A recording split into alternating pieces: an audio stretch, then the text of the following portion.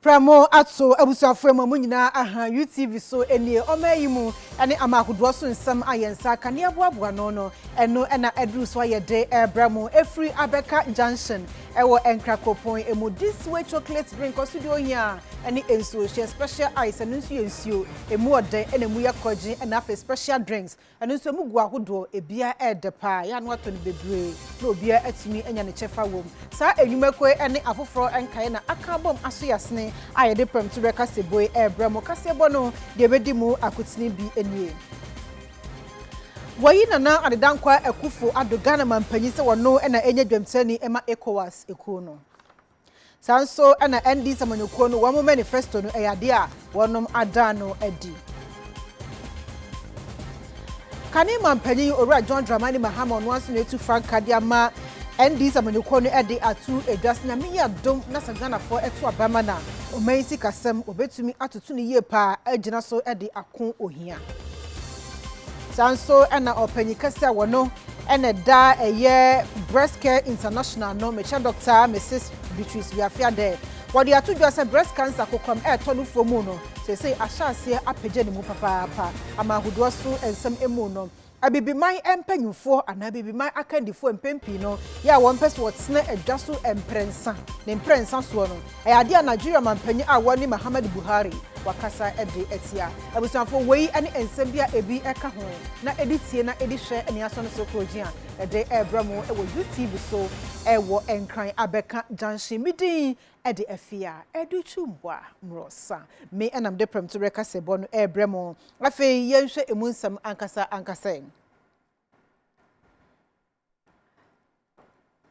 Economic Community of West African States eye ebibiman wonom enkabomko enhyemu ekoso ewo Niger de etoso aduonum enso 57 no eyade a woyi nana adedankwa akufu adogana mampanyi se wono na enye dwamtani eye Ecowas wo mu edwamtani ema no enam so ama enije abapa enam so ama nana adedankwa akufu adonso waje sa dibre foforo atum edi atodwa se obehye de sapomu nsodin ama asudie ni asade eda no so ewo sa adwumadie ni mu anampo sa dibre ni mu no watumi aye ameho ate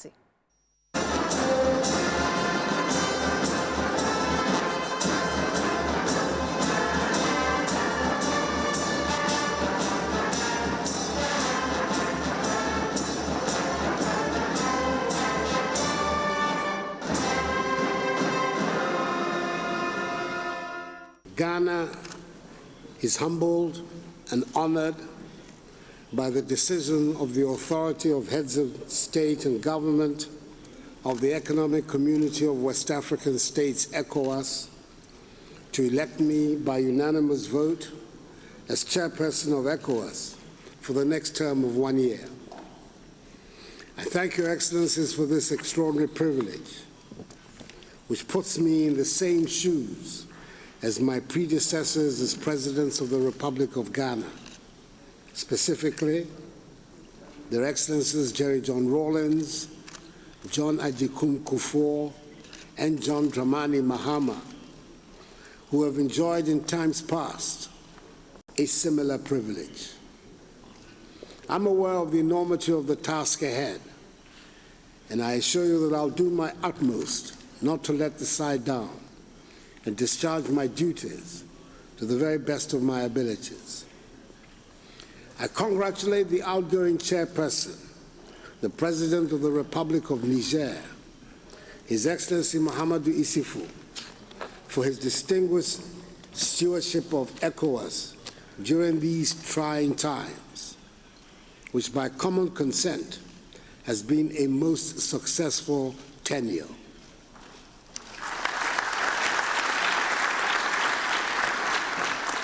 Excellencies, 5 immediate challenges face our regional organization.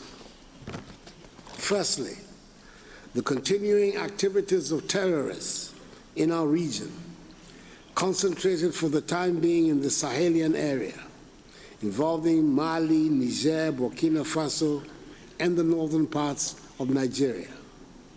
They seek an opportunity to extend their range southwards to the coastal states of the community. The activities of these terrorists form the backdrop to the recent coup in Mali. Secondly, the COVID-19 pandemic, which has attacked the populations and economies of each one of our states. It calls for concerted action on our part to defeat it, including our maximum support to the Ecowas COVID-19 champion, His Excellency Muhammadu Buhari, President of the Federal Republic of Nigeria. Thirdly, the imminent coming into force of the African Continental Free Trade Area on 1st January 2021, whose secretariat is located in our region, in Ghana's capital, Accra. The economies of ECOWAS should be prepared to take full advantage of this seminal development in the life of our continent, and indeed provide the leadership that will enable the AFCFTA to succeed. Fourthly, the 2020 decision on monetary union within our ECOWAS space.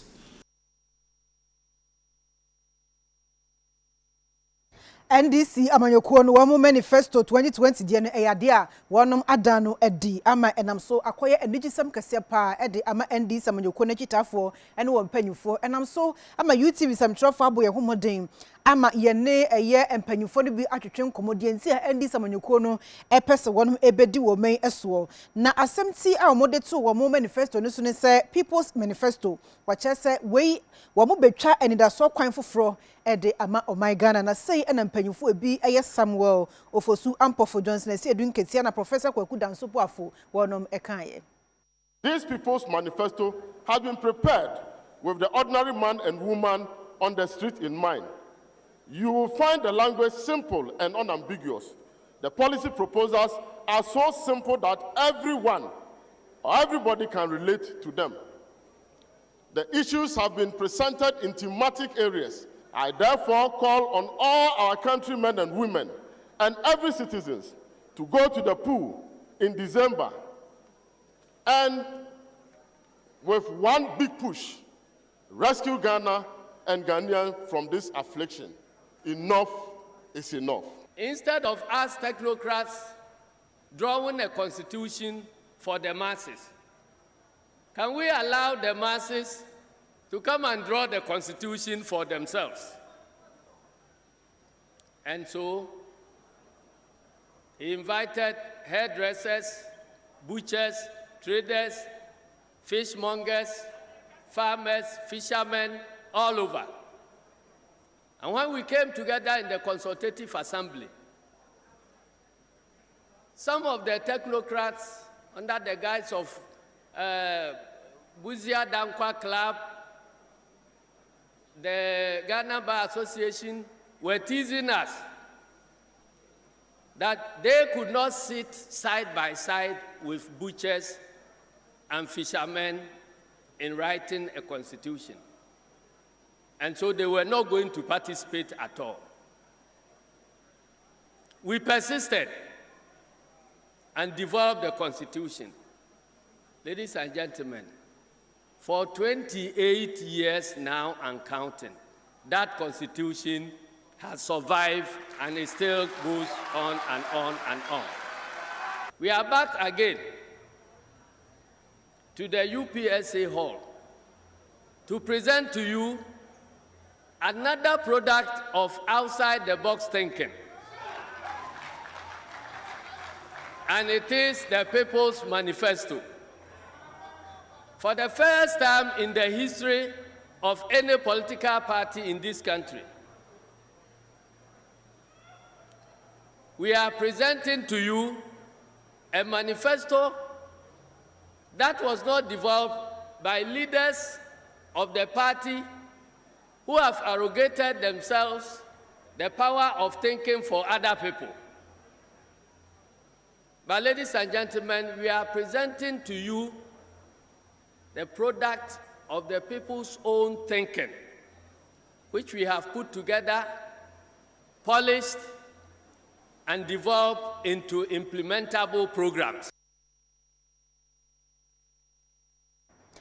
for yetwa kasie bono eso said ye din kan abo amane dada se enra ena abewa ipuma kwan mu ema ndi samanyoko no manifesto no wonom eda no edi no ene kane mampanyin owura John Dramani Mahama no aso ena etu franka ede ama ndi samanyoko no afia bato ni mu wakasa pa wogina manyoko no anim ekasa na mu ena odi tu dwase nyame eye adom na so mu eba eye economy anampo omansi kasam no wonom ebesiesie ne kama na afi wogina so ede atu ohiase ene wo si enwuma so de wombe probi egu ho wombe enyuma mu akwanya egu ho pa ewo adwumapa program no emu na asemi hu nti no ya to nsa ede afre MPP Deputy General Secretary Nana Obribu ahen ewo ahomaso a ya ne betwetwe ho enkomo beme na UTV sunio so otemenka ma hen ya no jo so meni aba ade atifo opanyina bokọ de o nyame aba roma meni aba ye da nyame ase anra na abirwa yipuma kwamu ema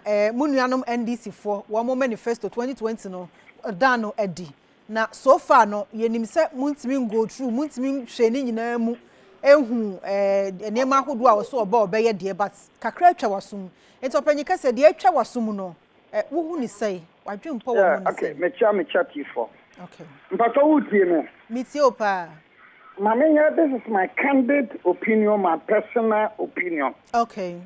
MPP your political party, okay. NDC your political party. Okay.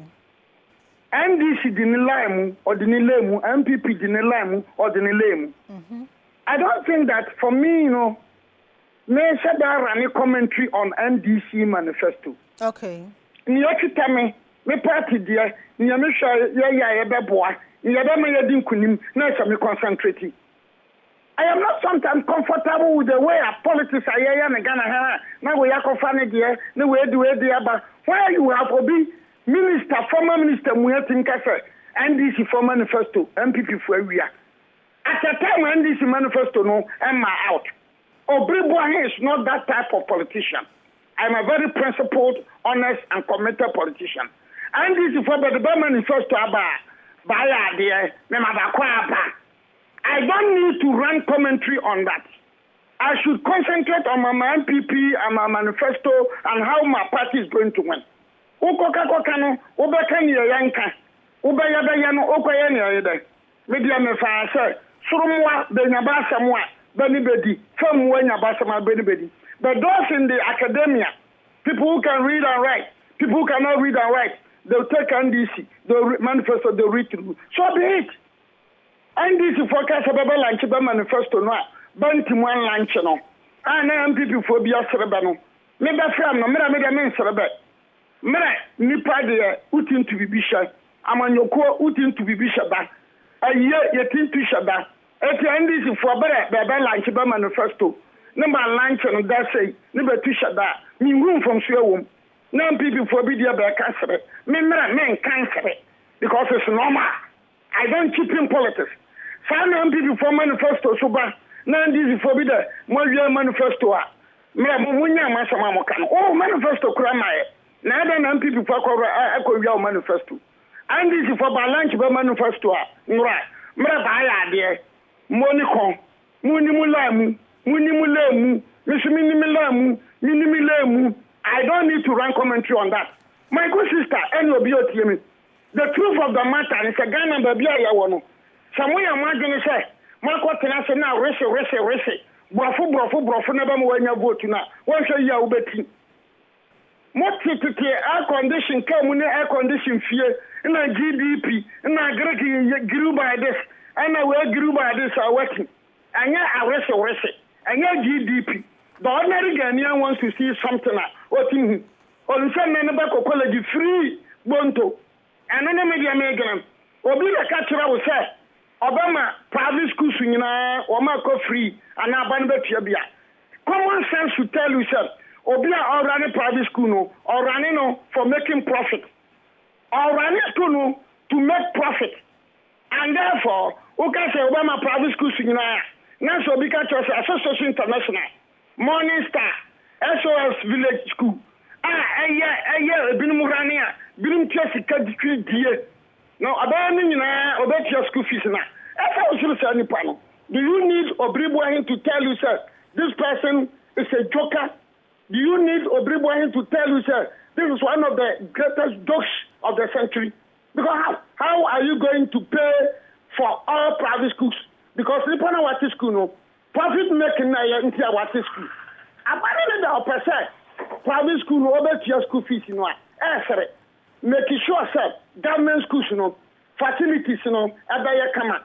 Making sure sir government schools, you know, supervision, you know, abaya kama. Making sure sir logistics, you know, abandon schools should abaya kama. And now when I back to your parents to be showing you the free private school and family abandon school.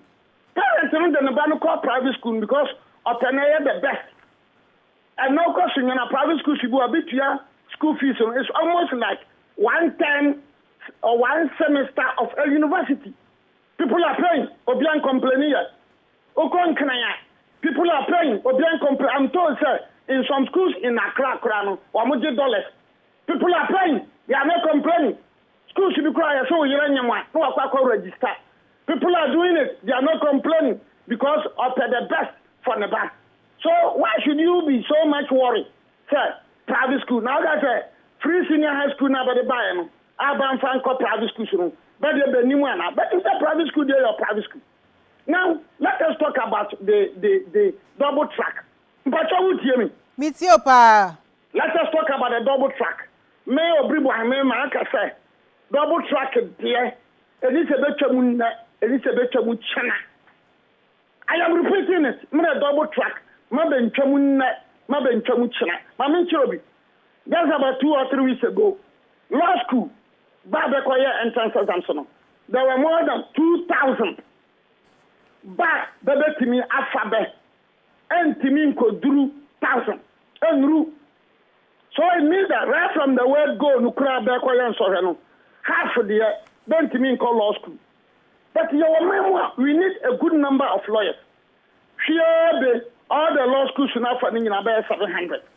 Now say double track. Now say first go to 700.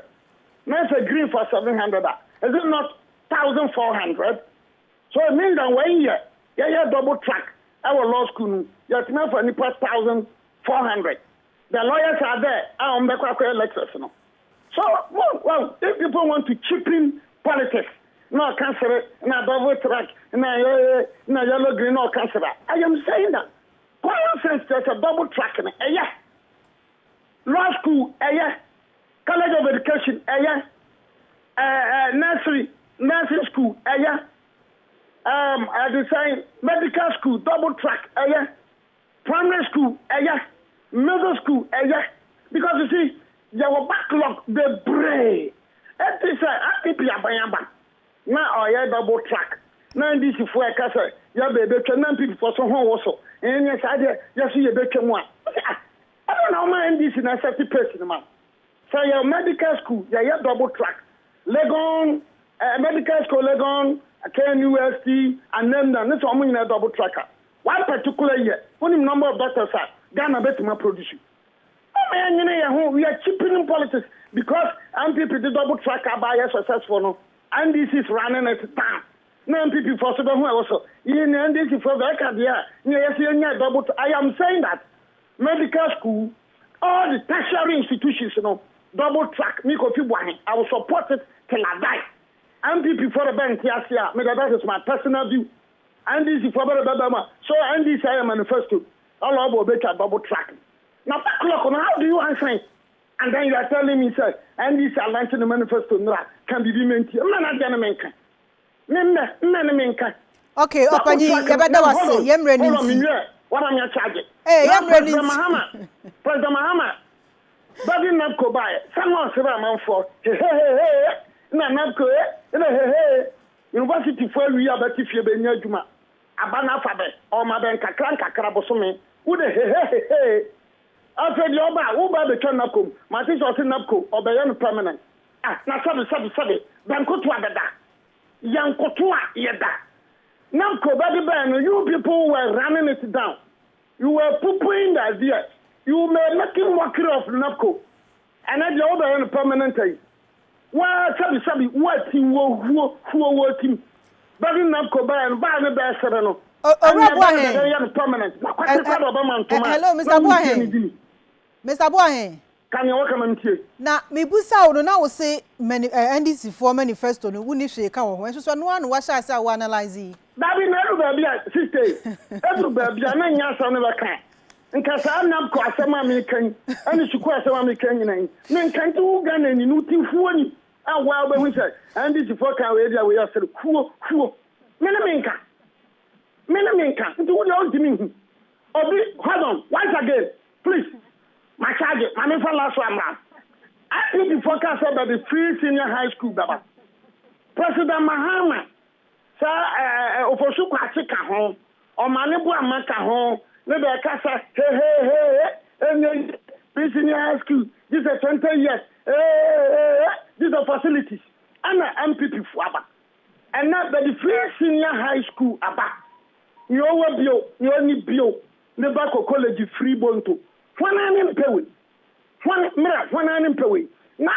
this same group of people because yaba tertiary no yaba free but that's where the very people are very senior high school enye baba so bensi afo benka say the young say sign your kan no yati so ka say oh sign your kan no yati now the no bone be che no onsi afo on pa chaw on kan hwe no aba say oba tertiary no obey free na kwatiri kwado obe chontuma you people ran down the free senior high school mokani and monkan they took money from Ghana's resources every year advert TV show because me give some more UTV from any more kasai 2016 advert kura no go back into more cash mu yebi anya mo mfom so but the sikaba better money advert into mo be yaje maje now the same group of people are going around tell you say tertiary no sabe obey free once again me na bankutwa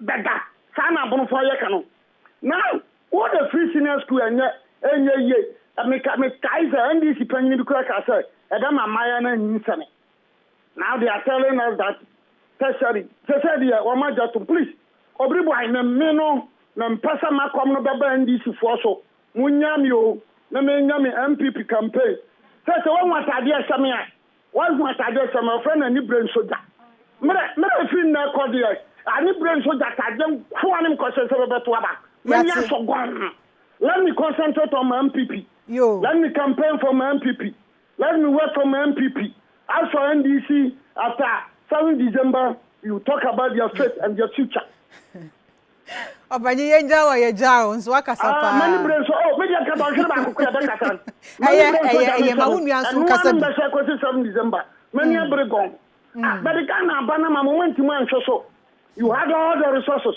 Mr. Sobi do legalize Okada ayo come on how do you talk like that how do you legalize Okada why you legalize Okada now we so Obanye so kasa obekasa we NDC for manifesto ehun dia na nka bekasa we mpa na so nka wi imponi ona sa we dey moguo we dey fa moguo ni si ha for eye MPP deputy general secretary Nana Obribuahen ena yese ne nka no yensan kwa ahoma no so biem na ye ne deputy general secretary we NDC amanyeko no mu owura Peter Buahen otuku no so emo enkomo kakra bo ama otuku no Obanye so atimenka UTV from Zobreka Sebosu ni ma hen Mejoso. Boko de. Eye wunua no Nana Obribuahen MPP ana na ye ne no ebon komo se na wo ahoma no so de o kan ye no enyam bia wo obi apese wo yi ano mo manifesto ne ho komo na ye ebo enema bia mo de aba mo kyerese MPP de aba mo kyerese mo ba mo betwam ni ade de na musimu betwam kra mo se eno so mo jai na tertiary ni mom na mo be ni free no ni nyina wakasa ho eno so wadwempo ho ne sei yo meni aba we di kan jumadi en na ye di ene ehon krata ye di tu ga e friend manifesto ene instance atwa ye hwe wo Ghana for abrabo ene eni so di mu na Ghana for nyina na ye che ni sentie ye sa people's manifesto se me be semre edignify that no Obribuahen with a response to some of the Kayana.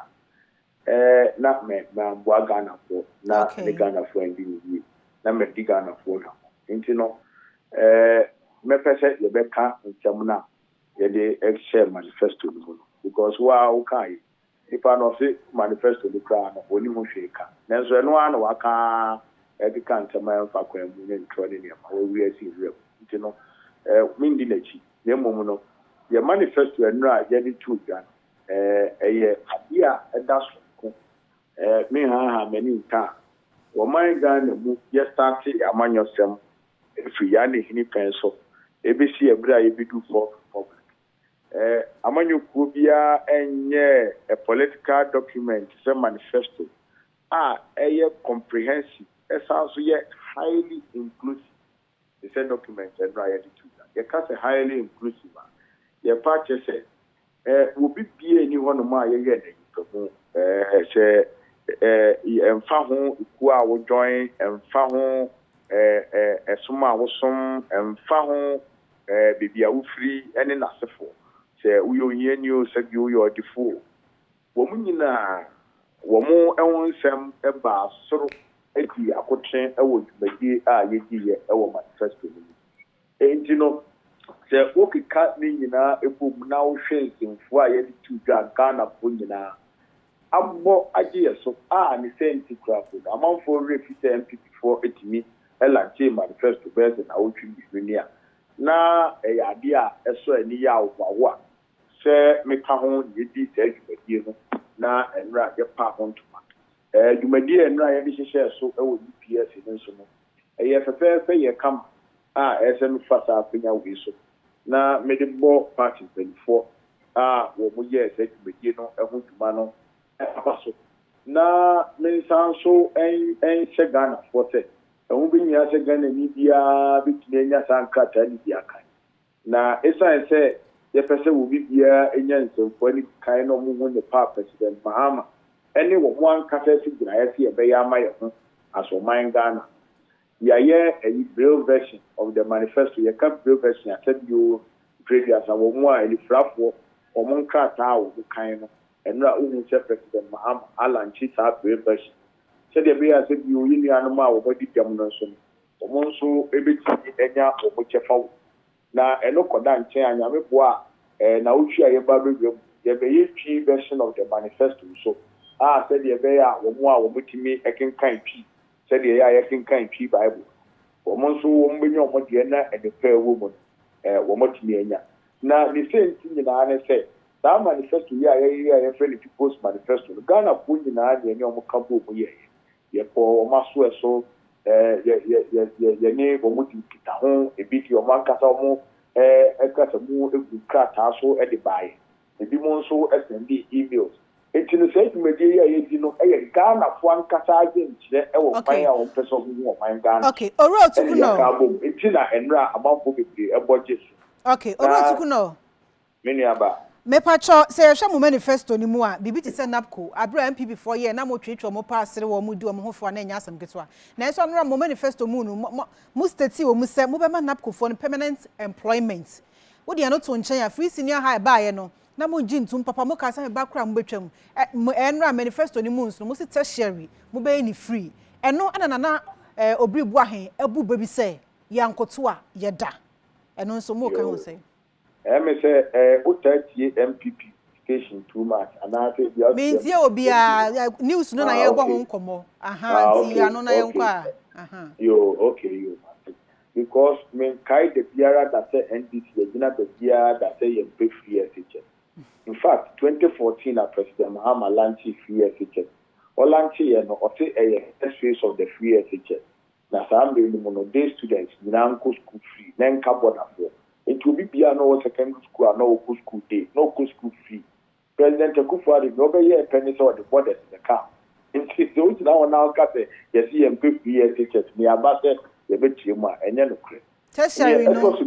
Musim be ni free. Yen car say yen pen up. Ye kan say ye car ye can studio an say. So will be a school a real no degree. Na ofa ne say wo mbra emeye napco na napco no bo so me obema ne 700 Ghana.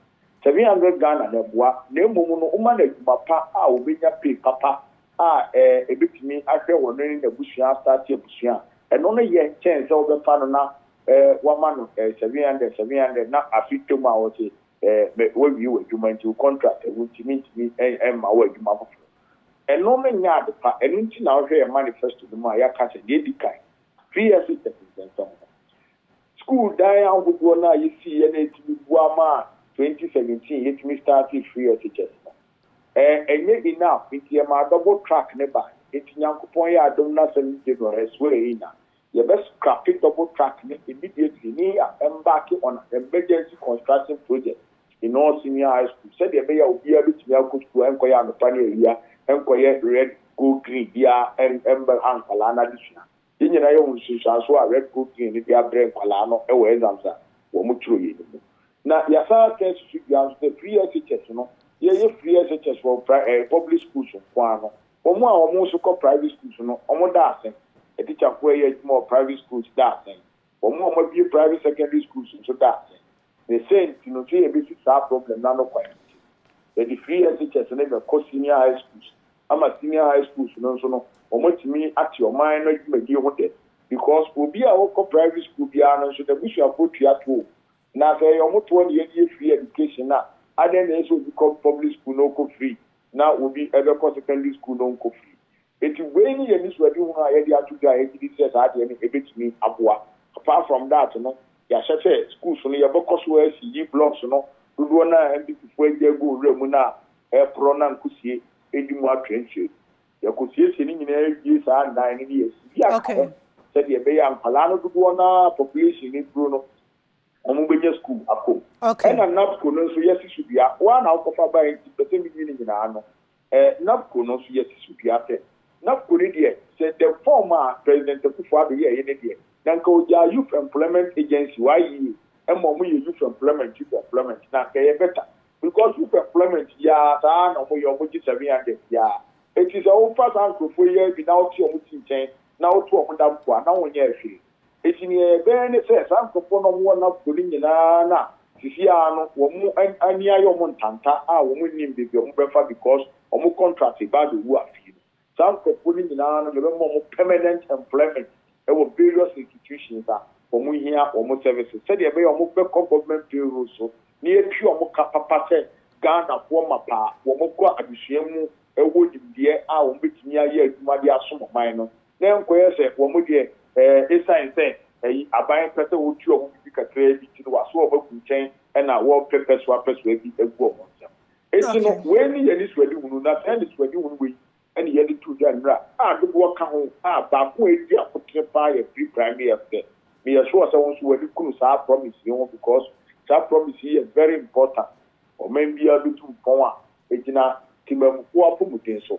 Now the better Timum Puaputia. Next year, share accessibility, any affordability. Your car accessibility, a fine out with Nenya, Apomidino, Ayaricano.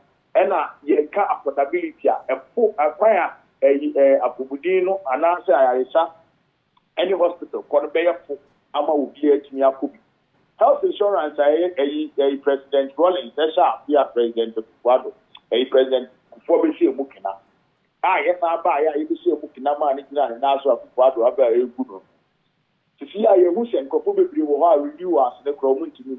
Card and the crown, a card, yes, you be the one. Over Konya Saline, above 5 p.m. Almost your map, what's an amora. Now, my was up for Saline. When your card in this area, with the Apple Hospital, yes, you am cover, Ufa ISM cover, Ufa ISM cover, card ticket. Who beg you hospital or cry to you to Miska. It's the President Mahama said, saying Yanko Poya. Na Ghana for 2 years. Na Otun's Peguso. Na 7 January when he not the president. You have free medical health care for outpatient department. Okay. Mr. My phone see and I am from and I do not do more. Na be chire mu. Yem running because obi nso so our line no so kakakra. Why? Yo, yes, that's Papa Sawaji. So I was on for Ora, a year Peter Boama Otukono, Deputy General Secretary Otukuno. Aha, well, no, Enna, Yeneno, a train and common. Ye best aqua man to be. Now, your name, Dr. Amachi Boissing, where a political senior lecturer, science lecturer, political senior science lecturer. KNUST, or no so, Humaniso. Beme na UTV pram to breka se bosuni so otimenka ma hen Tania Bibia boko de. Radio do me hu Yo, yeah, that's so waje so. Kanima mpanyo ra John Dramani Mahama wabako obeso osa babiem. Na enra enaja abriwayi puma kwan mu ema wo mo manifesto no wodano edi. Anyambia kakra atwa wasum no. Wuhu ni sai wo hwa eye sellable ebetimi aton wo no ene MDC amanyoko no ama Ghana fo agina so atumi ato abapa bi e de amana na. Ndamo asema mecha atifo. Ya wonima mienu a yehwe se one ode kinupo egu akwan mu vision na no krani se bia mu se bia nyado obakwasia eni wiase enti ani so ade hu de owura manyosem mu no chichina o se onya bi yehwe enra sa ani so ade hu na omudi enam omo manifesto mu no egu akwan mu no a ensem a emodu na omo atintim ade agu ho ensem no itri omo hwe no nsem a makomako nsia ati itri nsem no nsia nti ura ni nyina mu a no kwani se omo ahwe afan bia oman hihye mu epoa efa oman ma asetena mu omo abrabo mu nsem na ufiri ho no ni akwa hweje mi kan ye no you do a decisive action and somebody go ha no kwani say I was it me interrogate no kakra if you say odi kan no oyo mampani dada onya kwanya baba mu da you say ni be gina homa complete policy change policy shift you know what is 360 degrees completely. So you want to ask why? What has changed? Because it go hard critically now. And some of them can far home. That is one of them here on education. Education, so a board of minor happen. At the state of my human capital of the country. Now, it might be a bit to me, or my name, say, a minor munipaso. And you know, I bang beer or share education, you know, or I bang on the need at that for. Also, with me, the Omani Musica, Sumbo, in Rome, now, or my mania entity, our here. A very critical issue now, in 2016, the challenge by the policy direction and number education who are the area Jumano, will so the for the Ebu Aquanium, and now done for Father, free SHS policy, what is here. In somewhat, President Mahama led NDC at the time, kind and position our taking a shift. So at least in the area of education, he's not leading, he's following. Another is the one leading. So the question is, I find Obenya's policy, especially given the fact that or attacking the current implementation of the policy, I mean, and yet directly there, but or attacking the government or break a motion. Now share NDC manifesto anymore. Area of mine Ghana, a Benyasika, the extractive capacity of the area. Overemu, a crime so fixing the economy and uniting against poverty, or can some kakra far a crime or mano, a Benyasika home, and or can creating sustainable and decent jobs. Also, I not direct, but in Chasene say through taxation, or Timima, that sector see a and also, then definitely contribute to Aba buying food too. But Oshe Ska potentially between a few Abana and Nick and if I do know the Egu Aquam and then President Mahama has also joined the I'll provide several free services. Also I join it. Ska the Obenya Ska Hina or the Sajumay. And you know, when you look at the same person in 2016, the days to 2016, and then the same person who has changed completely now, Emma. You know, we are critical analysis. I mean, you want to put a question mark there. It is very easy to come out and say certain things. But then, delivering them has always been one thing. They are two different things. You know, coming out with a manifesto is one issue, and then delivering is another. Okay. Not just say there is a question mark there, Meboa. I put a question mark there. Okay. ene ye mfa wo mre bebre ye beda as papa ene enchechemu a wo de amaye ebusuafo eye Dr. Amachi Boatin KNUST we senior political science lecturer ene ene no akasa na ye to akasa bo no eso endi samanyoko no running mate a wo ne Professor Jenana Opoku Adjuman wakasa de ato dwase nyame nim kure ne na bam abupa e wo kwan a aban a woti adwaso no wafa so na empudujuma hudu akane mampanyu owura John Dramani Mahama memo penso mo hyase no watumatwi ne wo sampudujuma hudu nyina ho ama no ese kwa na wode sansem wetu dwabro konsrahwe e wo yi block eno e wo Western North Mantam no emu. Just beside me is an abandoned senior secondary school, one of the E blocks. And you can tell from even this tree that has had the space to grow so tall that the project has been abandoned for a while. We have seen gravels overgrown by weeds and shrubs, iron rods that have disappeared, so many things that should have gone into this project to make it beneficial to many people. Now here we are. If we have to return to this project, definitely we have to do re-evaluation, we have to spend more money, and all of this cannot be very, very helpful to us as a nation. So the whole habit of abandoning projects that have started and started well, it's not as if we just cut the sword and abandoned it. We have started, the foundations are done, the columns are being raised. You can all see the images behind me. And so, I mean, what does one say to this? If there's no financial loss, what is it? I think this is unacceptable. Thank you very much.